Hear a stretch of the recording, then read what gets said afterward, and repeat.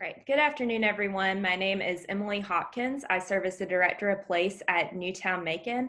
I'm here today to give you some communication tips for navigating the COVID-19 crisis.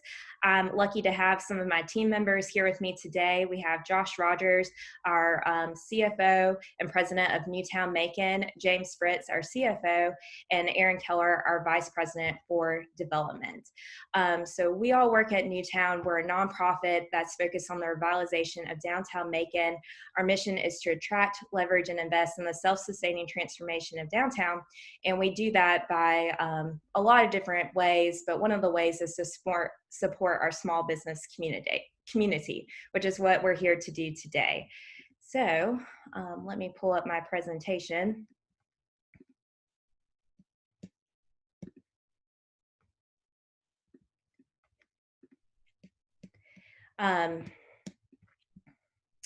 This webinar that we are doing today is part of a larger series called the Recovery Coaching Program.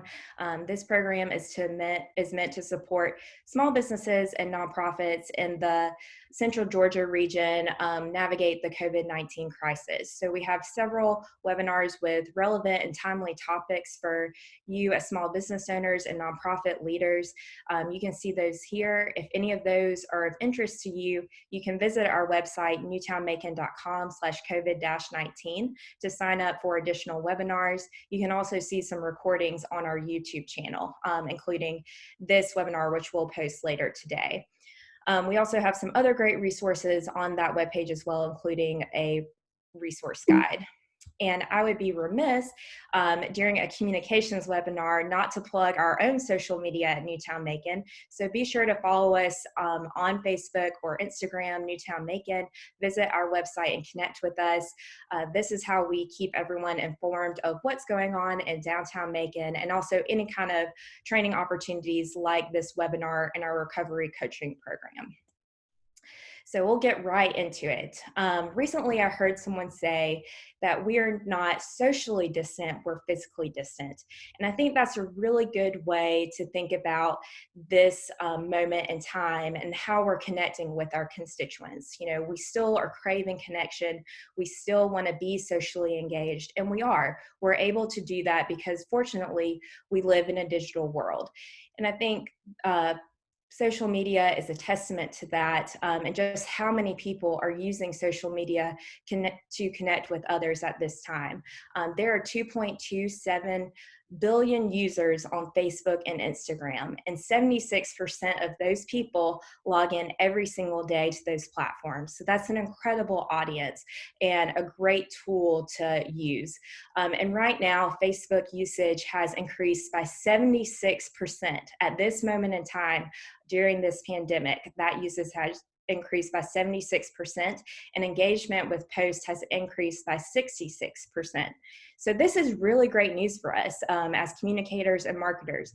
That means you can easily reach your customers, you can keep them informed and updated of how your business model is changing with tools that you already use. And you don't have to spend a lot of money to make sure that people know about what's happening, because this is all free. You can use your organic traffic to let people know about what's going on with your business or your nonprofit.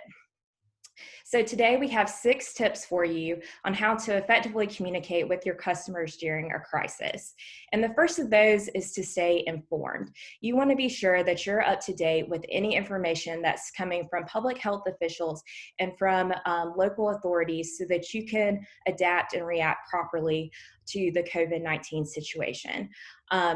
You want to be sure that you're staying aware of what public health officials are announcing and checking the CDC website regularly. The CDC has a great section for small business owners on their website. They have some really good tips and guidelines. They have a whole section about sanitation measures. So if you need any kind of guidance related to that, that's an incredible resource right at your fingertips. And you also want to be sure, for those of us in Georgia, that you're staying informed with any kind of executive order that's coming from the governor's office, and check out georgia.gov for those. Our second tip is to acknowledge the situation. You want to let your customers know about how your business model has changing, and not act as though everything is business as usual, because it's not. Everything is not business as usual at this point in time. This pandemic has affected nearly everyone across the globe.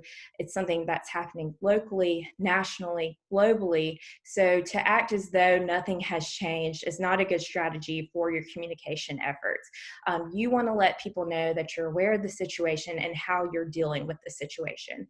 So what are your new hours? What are any new practices that you've put in place to ensure the safety of your customers and employees?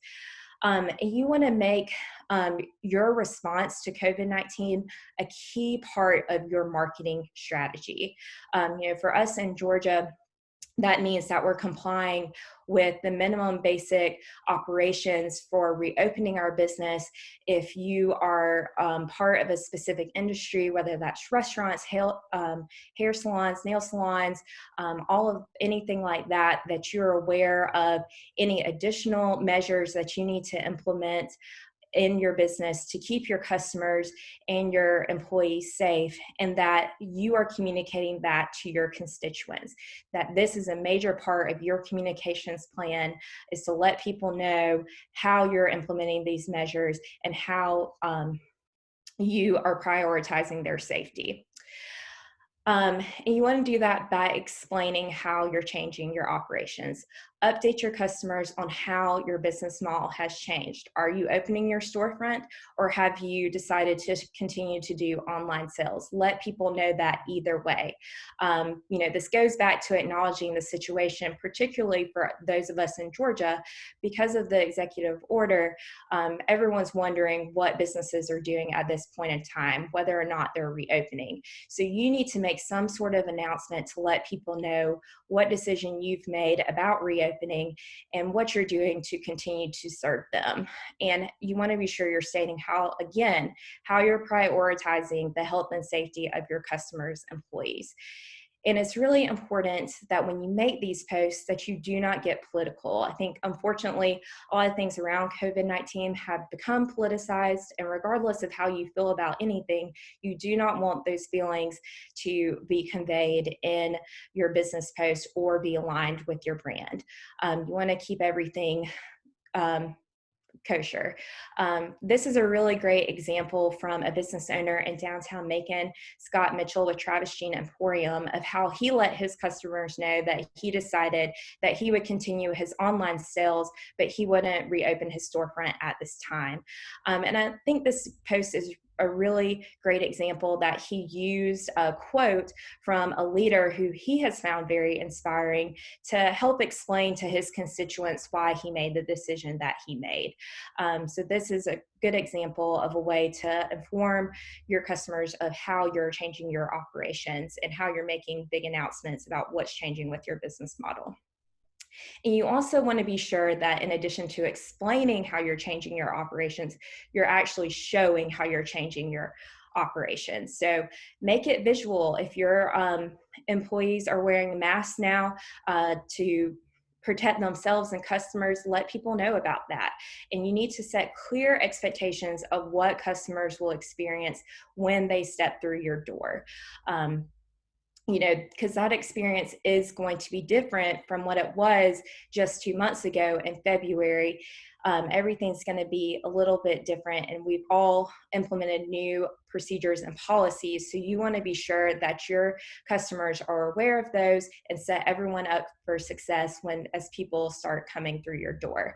I love this post from Tokyo Alley in downtown Macon, because this isn't a post about them changing their hours or their business model. They're informing their customers that they were taking family orders, and they had such a great response that they're sold out for the rest of the day.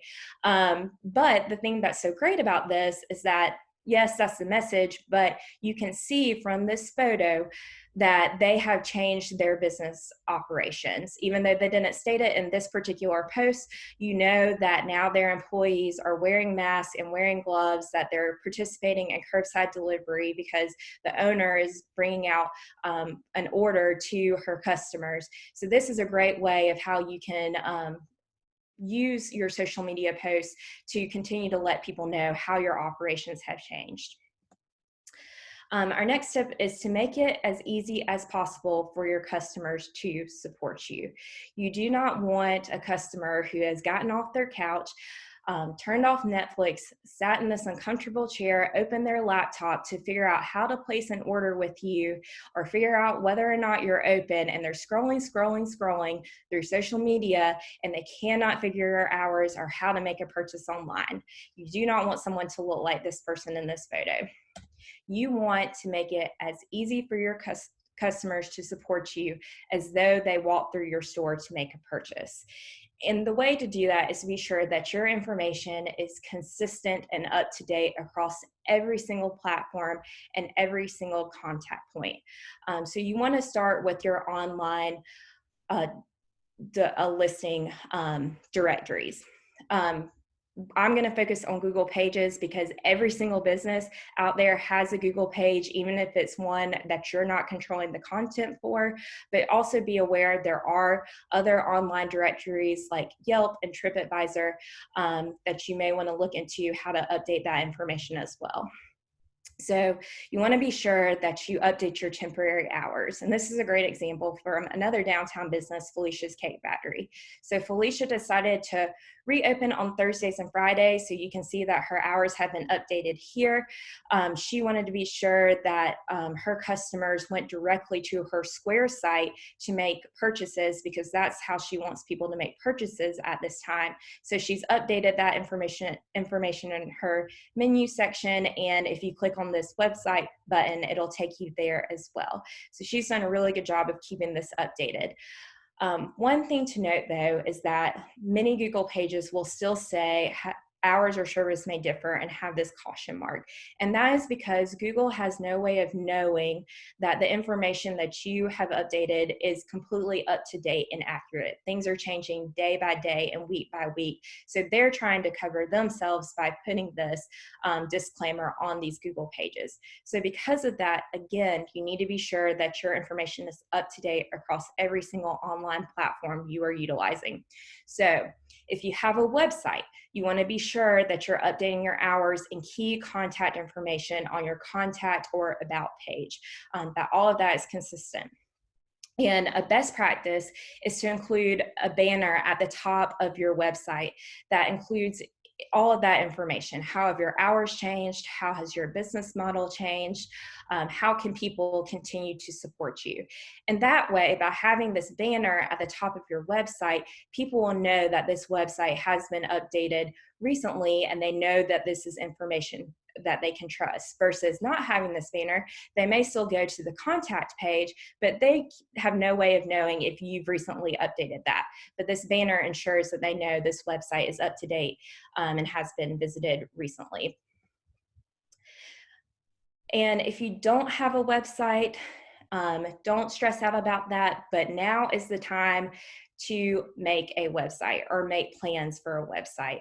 COVID-19 has fundamentally changed some of the ways that we're doing business, and those changes are here to stay. More and more people are going to opt to make purchases online. They're always going to go online to find out information about your business. So if you don't have a website, now is the time to really think about that and start getting a plan together to create one.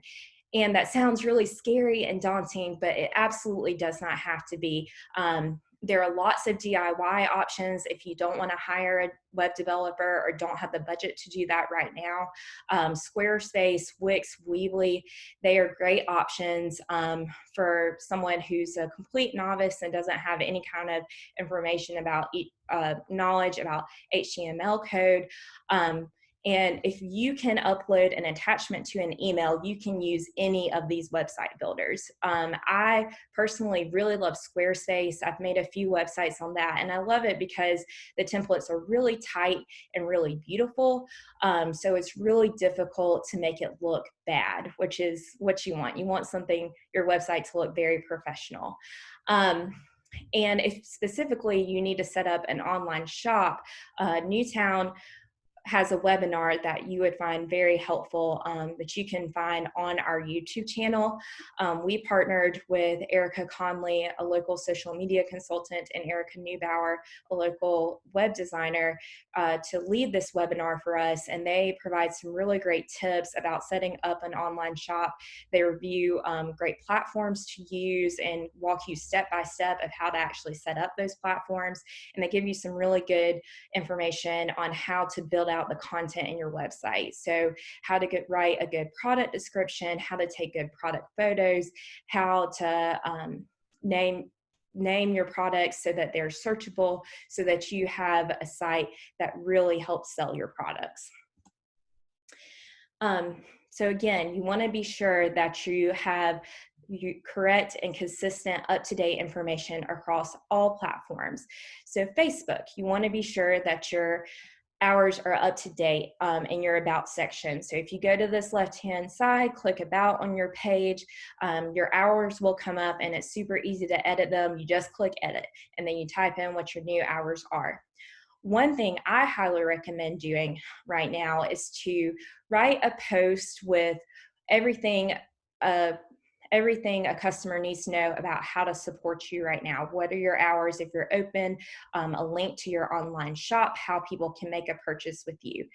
Create that post if you have not already, and then pin that post to the top of your page. And you just do that by clicking on these three dots, and it'll give you the option to pin the post to top of page, and click that. And once you do that, it will make this post be the very first one that people see when they come to your Facebook page. It'll be at the very top. So the great thing about this is this information is very easily accessible, so that your customers aren't having to scroll and scroll and scroll trying to find the post where you first announced your new hours 3 weeks ago. That information is right here ready for them to see. They know that it's been updated recently, and that this information is the most up to date because it has a timestamp. And if it aligns with the Google page, then they know for sure that all of your information is consistent. And plus, this allows you to edit this post as much as you need to. So if your hours for some reason are changing week by week, you can just update this post to let people know what those hours are, versus having to write a new post every time and hope people see it. One thing I've seen some businesses doing in downtown Macon is uploading a cover photo with that same information, how to make a purchase, hours, that sort of thing. And that is a great way to inform your customers of what you have going on as well, because that is the very first thing people will see when they come to your Facebook page. So if you have the capability to create those graphics, I would recommend that. And you can always use tools like Canva to build those kind of graphics for free. Next, Instagram. Again, want to be sure that you have the same consistent up-to-date information across all platforms.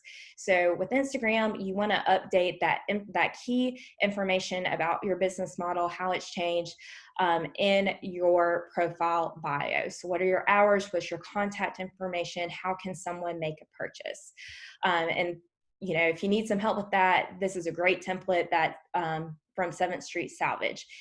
And I think 7th Street Salvage has also done a really great job of using their Instagram to convert sales. You can see that they had beautiful photos of the products in their feed, but they've used their highlights really, really well to drive sales. And if you aren't familiar with highlights, there are these little circles at the top of the Instagram page. And how they work, or how you create a highlight, is by using your Instagram stories. So Instagram stories normally go away in 24 hours, but you can save those stories to a highlight, and then they'll stay on your page for as long as you want them to, until you delete them or forever. And so the best way to think about these is though they're website navigation. 7th Street Salvage uses them really well. They use them almost like product categories on a website. So if I clicked on this, which is their Mother's Day highlight, I could go through and see everything they posted to their stories about their Mother's Day products. So what type of Mother's Day cards they have, any gift ideas, any packages, any specials or promotions that they have, and then included in this highlight, I can see. And then I can easily go to their bio and see. I just have to call them and text them to make that purchase for an item I saw here. So that's a really great way to use Instagram to drive sales. And then again, just be consistent. That if you take nothing away is to be consistent and up to date with all of your information. So as things are going on, we're having to continually make big announcements about how our business is changing and adapting to COVID-19. So, back in March, that might have been that you were closing. Now it might be that you're reopening. So when you make those big announcements, you want to be sure that you're using the same language across all platforms. If you have both Instagram and Facebook, you want to use that same language on both of those platforms. And you want to use the same image too. So you're providing that consistency. And I also want to be sure that you're using your email list. Your email list is invaluable during a time like this. Do not underestimate the power of email, because even though there are 2.27 billion users on Facebook and Instagram, that is not every person or every customer that you have. You definitely have customers who do not have social media. So you want to be sure you're capturing those folks through your email list and letting people know about any big changes through emails. All right, so our next tip is to solve a problem for your customers.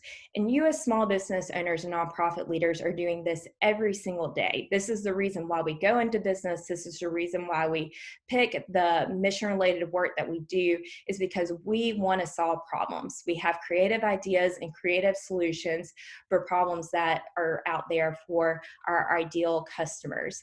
So just think about, what can you do for your customers? And the thing that is really, I think, interesting right now is that we have a really unique set of problems that are specifically related to COVID-19. And a lot of those are collective problems. They're things a lot of us are experiencing all at once. So think about those problems and what you, as your brand, is specifically and uniquely set up to do to solve those problems. And if you're having a hard time of thinking about that, think about your own problems. What are the things that you're experiencing right now that you need solved? And think about if there are ways that your brand can help with that. So you want to think about your customers as well. Do you have a lot of parents who shop with you? Is there something that some kind of DIY kit that you create or product you could sell that can help entertain their kids or help them teach their kids while they're not in school? Are you a fitness type of business, like a gym or a yoga studio? Can you keep your customers healthy during this time? Can you keep them mentally healthy? Can you offer meditation moments? Are your customers millennials? Is there a way that you can provide something to these millennials who are so bored and want to do something else other than bake bread? Or can you provide a yeast starter kit? Just think about those problems that are out there, things you're seeing, especially on social media, and how you can solve them. And our business owners in downtown Macon have done an incredible job with this. They've really been able to pivot and create new products and new experiences for their customers that are related to the specific point in time with COVID-19. A lot of people are taking advantage of DIY kits. At Just Tapped, they have a lot of pizza on their menu, so they created take-home pizza kits so that even because their kitchen is closed, people can still enjoy their incredible handmade pizzas. And they did a great job of marketing these to parents who need something to do with their kids, so it's a family activity. And at the same time, mom and dad can pick up some beer or wine when they come to get their pizza kit and take it home. Virtual experiences are another great thing to offer. Think about those events that you already have planned. Is there a way to make them virtual or put them online? Or is there a new virtual experience you can offer that aligns with your brand? The 567 Center for Renewal in downtown Macon is a nonprofit, and they offer a ton of art classes all throughout the year and every month, and that's a huge part of their income. So they were able to pivot and put those art classes online so that people can still be creative. It gives them something to do, and it's a way that they can still generate that income that they rely on for their art classes. And then think about new products that you can offer or sell that you normally wouldn't. Piedmont Brewery and Kitchen is a great example of this. They started a mercantile in addition to offering their full restaurant menu and the beer that they brew on site. They are now selling dry goods and paper products. So they have things like meats and produce and those grocery essentials, so that their customers don't have to go to the grocery store, which can be really overwhelming right now. They can just go to Piedmont and order their groceries and pick them up curbside. So that's been a really incredible way that they've shifted and pivoted, and it keeps their employees still working as well. And as you're developing these new products and experiences and thinking of how you're delivering on your services, you want to be sure that you're taking advantage of things like curbside pickup, especially with restaurants. Even though dining rooms can reopen now in Georgia, we're still going to see the preference be curbside pickup and to-go orders, and will be for the foreseeable future. So this is a great type of delivery service to take advantage of. You want to think through how you can get these products to your customers quickly and efficiently and with the least amount of contact as possible. So as you're thinking about your curbside pickup system, you want to be sure that you're communicating to your customers what that system is, so that you can set up everyone for success. So on social media, you want to be sure that you're providing very clear instructions. You want to have a post that includes step-by-step instructions of how people can place an order. So Kudzu Seafood Company did a great job of this when they reopened and started offering curbside pickup. From this post, you can see exactly how to order, how you can pay, how you can pick it up, and when you can do all of these things. So you want to be sure all that key information is posted and easy to figure out and consume. And you want to have that, again, across all platforms and on your website as well, especially if you're doing online orders. You want to be sure that you're reinforcing these pickup instructions when people are placing orders over the phone. Whoever is taking those orders, before they hang up, just remind your customer what they're supposed to do, that if it's to sit in their car and call, and somebody will bring it out, or they're supposed to use this entrance to pick it up, just be sure to provide them with those reminders when you're taking orders over the phone. And if you're doing online orders, include that information in your confirmation receipts, so that people, again, have that reminder of what they're expected to do when they arrive to your location. And then once they arrive to your location, be sure that your instructions are posted on your door or in a prominent location of your business, so that people know what to do exactly when they arrive. As you're developing your curbside pickup program, you want to be sure that you're thinking about contactless payment. The whole point of this is to minimize contact as much as possible, so we're not spreading anything. So think about the ways that you can do that with your payment options. If you can take orders over the phone, try to implement that, and be sure that servers always ask for a tip when they're taking those phone orders, because even though we're in the midst of a pandemic, people still aren't carrying cash. You don't want your poor server who has been working so hard to show up and not get a tip because you forget to ask over the phone. And be sure that if you're using online tools for those orders, that is also very clear how people can leave a tip as well. And also think about those contactless payment options through your POS system. There's some things that you can reorder, that you can order that help you with contactless payment, or just think about how you can reposition your card readers so that your customers are just swiping their card versus having to hand it to an employee who then swipes it and hands it back. And once people arrive to your location for curbside pickup, you want to have very strong, clear visual cues as to what they are expected to do. Make it as obvious as possible what your customers should do when they arrive.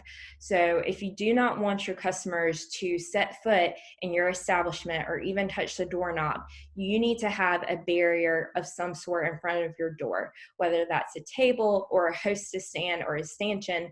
You need to have that physical barrier, which serves as a visual cue that they are not supposed to come inside your business. And that also really helps because it provides, especially if you're using a table, it provides a surface where you can set things down and exchange the items that have been purchased without having to hand it back and forth using your hands.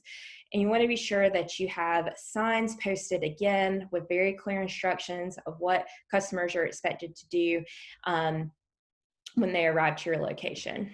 And to that point, you want to be sure you're using signage as much as you can to let people know how your business model has changed. So use it to signal what you are offering. Use posters, sandwich boards, banners, anything that provides a visual cue that your business model has changed, that you're open, or that you're still accepting online orders. Let people know through those visual cues. All right, so our final tip is to be positive.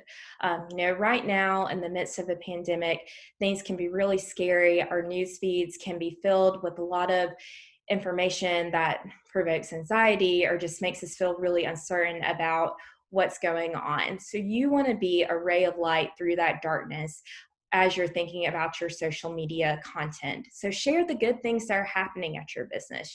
Good things are still happening, and you want to be sure that people know about those. Let people know how you're supporting your employees, any kind of programs that you have in place. I know a lot of businesses in downtown Macon have created employee relief funds, or they've allowed, if their restaurants allowed their employees to get groceries through their business. So if you're doing things like that and taking additional steps to support your employees, let people know about that, because people want to know how everyone in our community is being supported.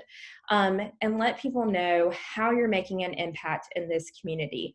As a small business owner, you chose to do business here because you love this community and you wanted to be a part of it. And you are always supporting the place where you live and work and you do business. And now is no different. So as you're giving back to your community, let people know about that. And if that feels really weird or awkward, focus on the people that you're helping. Your Pie is doing a really great job of this. They've been able to provide meals to a lot of frontline healthcare workers.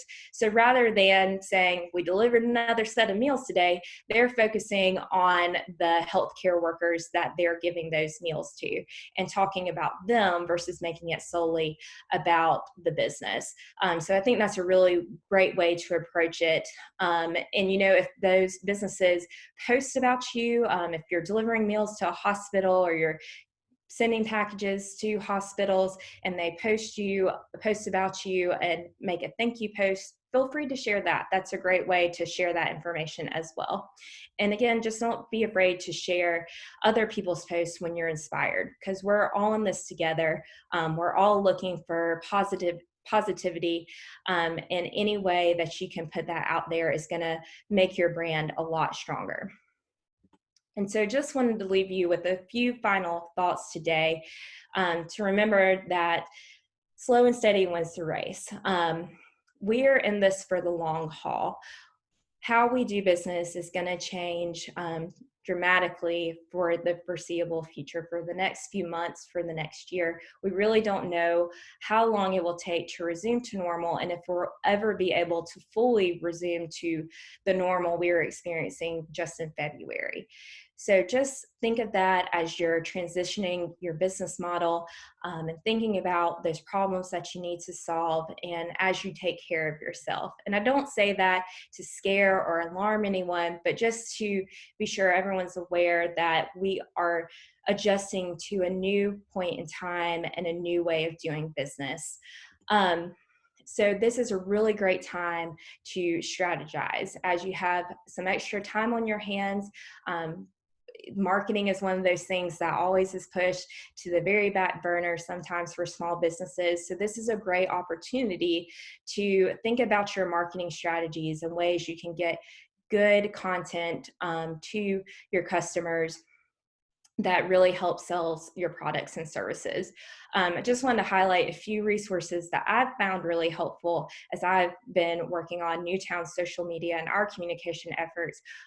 We work with a social media consultant, Erica Conley. She has a free 30-day content calendar that's really helpful for trying to figure out what you want to post about and that sort of thing.